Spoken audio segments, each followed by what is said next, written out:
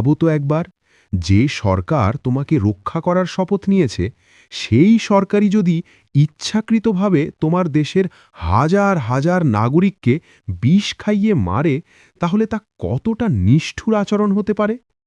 না, এটা কোনো কাল্পনিক গল্প নয়।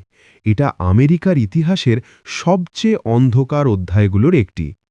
কিন্তু প্রশ্ন হল, ঠিক কেন এবং কী কারণে আমেরিকার সরকার এমন নিষ্ঠুর সিদ্ধান্ত নিয়েছিল? চলো তাহলে শুনে আসি সেই গল্পই। এই গল্প বুঝতে হলে আমাদের ফিরে যেতে হবে ১৯ শতকের শেষ ভাগে, যখন আমেরিকান সমাজে অ্যালকোহল বা মদ্যপান ভয়ঙ্করভাবে বেড়ে গিয়েছিল।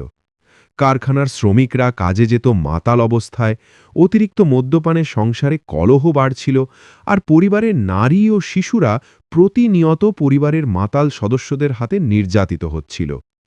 এই পরিস্থিতিতে সমাজের একাংশ বিশ্বাস করতে শুরু করে যে সমাজের সকল অনৈতিকতার মূল কারণ একটাই: মদ। এই বিশ্বাস থেকেই জন্ম নেয় টেম্পারেন্স মুভমেন্ট নামের একটি শক্তিশালী সামাজিক আন্দোলন। বিশেষ করে নারীরাই এই আন্দোলনের নেতৃত্ব দেয়, কারণ তারাই সরাসরি মদের ক্ষতিকর প্রভাব সহ্য করছিল।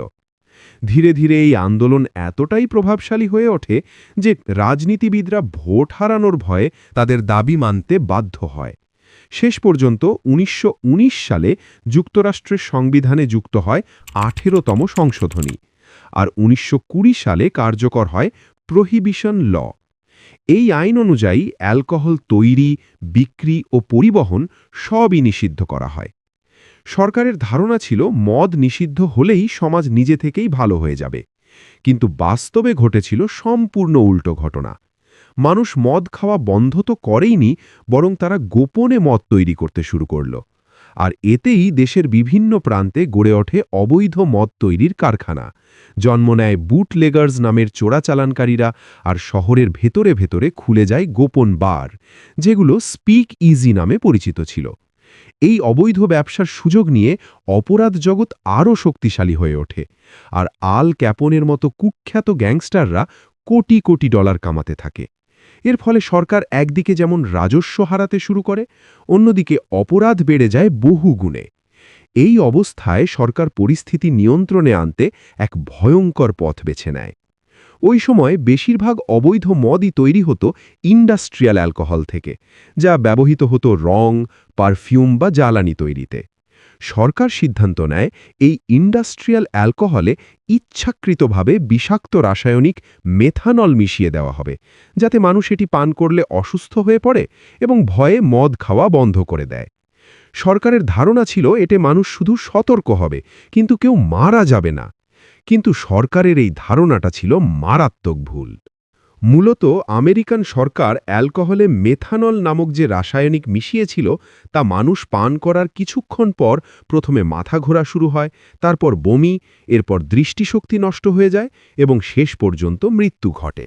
তাই মানুষ যখন মেথানল মিশ্রিত সেই অবৈধ মদ কিনে খাচ্ছিল, তখন তারা এটা তাদের কল্পনাতেও আনতে পারেনি যে তারা আসলে মদের বদলে বিষ খাচ্ছিল। এভাবেই ১৯২৬ সালের বড়দিনের সময় শুধু নিউ ইয়র্ক শহরেই ৪ শতাধিক মানুষ এই বিষাক্ত মদ পান করে মারা যায়। কয়েক বছরের মধ্যেই এই মৃত্যুর সংখ্যা পৌঁছে যায় ১০ থেকে ১৫,০০০-এর মধ্যে। পরবর্তীতে কিছু সংবাদপত্র সরকারের এই ভয়ঙ্কর ষড়যন্ত্রের কথা প্রকাশ করলে পরিস্থিতি এতটাই ভয়াবহ হয়ে ওঠে যে শেষ পর্যন্ত জনগণের ক্ষোভ ও চাপ সরকার আর উপেক্ষা করতে পারেনি। অবশেষে ১৯৩৩ সালে ২১তম সংশোধনের মাধ্যমে প্রহিবিশন ল বাতিল করা হয়। আইন উঠে যায় ঠিকই, কিন্তু যে ভুল সিদ্ধান্তের কারণে হাজার হাজার মানুষ প্রাণ হারিয়েছিল, সেই ভুল সিদ্ধান্ত গ্রহণকারীদের কখনোই কোনো সাজা হয়নি। এমনকি যারা মারা গিয়েছিল তাদের পরিবারকেও সরকারিভাবে কোনো ক্ষতিপূরণও দেওয়া হয়নি। আর এই ব্যাপারে যুক্তরাষ্ট্র সরকার আইনগতভাবে নিজেদের দায় অস্বীকার করে বলেছিল, যেহেতু আইন অনুযায়ী মদ খাওয়া অবৈধ ছিল আর আমরা কাউকে মদ খেতে বাধ্য করিনি, তাই যারা মারা গেছে তারা আইন ভেঙে নিজেরাই ঝুঁকি নিয়েছে।